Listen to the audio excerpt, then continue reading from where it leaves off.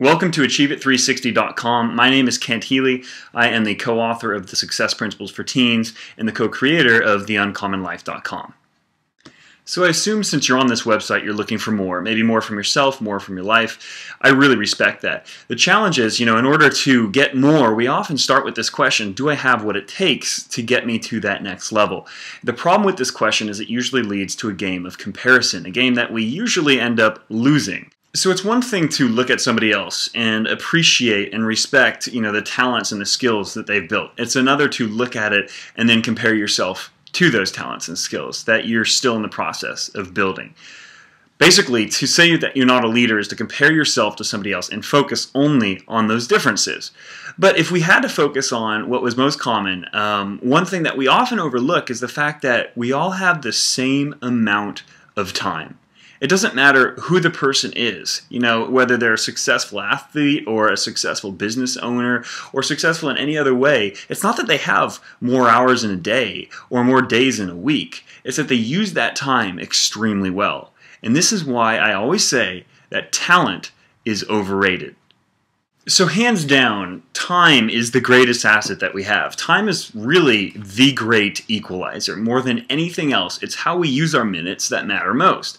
Successful individuals realize that time is more valuable than skill, than money, than almost any other resource there is. Because with enough time, you can hone skills, you can raise capital, you can nurture relationships, and you can summon whatever is required to lead an exceptional life or to achieve the specific goal that you're after. So you may ask, well, is it really that important to obsess about the seconds and minutes that make up my day? Well, rather than just give you my opinion, let's look at some specific numbers. So I don't know about you, but I've been guilty of saying, whatever, it's only 10 minutes. Well, in the course of a year, that's 2.5 days. In 5 years, that's almost 2 weeks. But 10 minutes is such a small period of time. I mean, let's look at something more realistic, like 30 minutes. Maybe that's the length of a TV show that you love to watch. Well, just 30 minutes every day in 1 year is a week. In 5 years, that's 38 days. So you can see how time adds up and why it really matters. So what's really alarming, though, is the number of people that really can't answer or identify where their time goes, especially in increments of, say, like 5 to 10 minutes. I mean, just think of yesterday, for example. What were you doing at 2 p.m.? It's hard to really identify, and it gets even worse the longer we go back. So the problem is, we usually write off these lost minutes as no big deal, but it really does add up. I mean, let's use this fun example. So imagine that every morning a deposit of $86,400 was added to your checking account. But with each deposit came 2 unbreakable rules. Number 1, at the end of each day, your account balance is completely wiped, meaning that everything you don't spend and on that day disappears. No transfers allowed. Number 2, the game can end at any time without warning. So the questions you have to ask yourself is, what would you do with this money? How might you act differently? And what would your days look like? Okay, so truth be told, this is not an exercise in finance. It's actually much more sobering than that. Metaphorically, this is your game of life. So the daily deposits I mentioned of 84,600 are actually the number of seconds that we're given each day.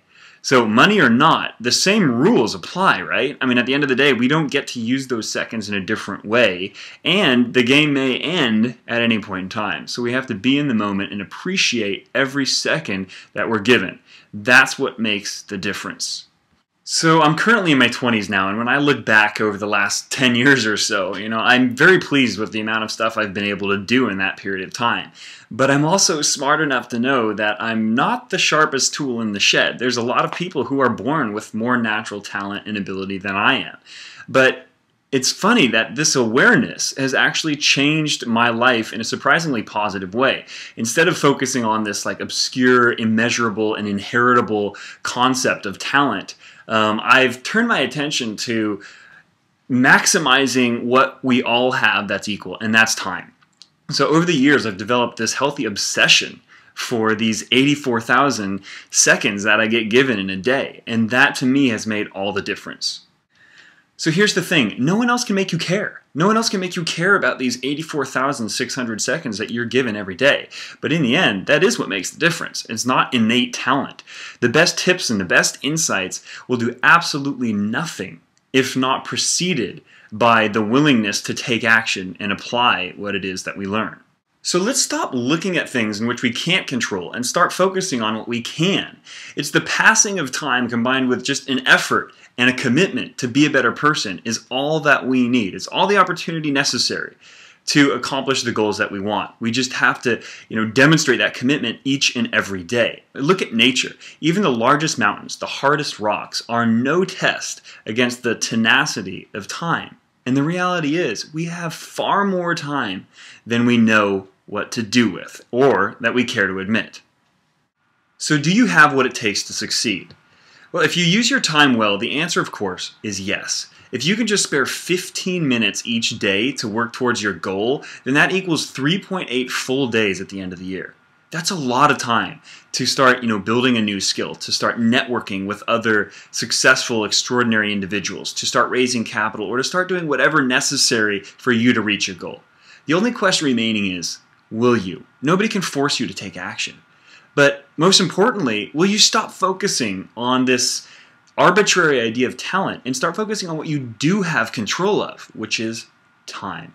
I hope you enjoyed this video, and be sure to check out the other amazing resources here at achieveit360.com.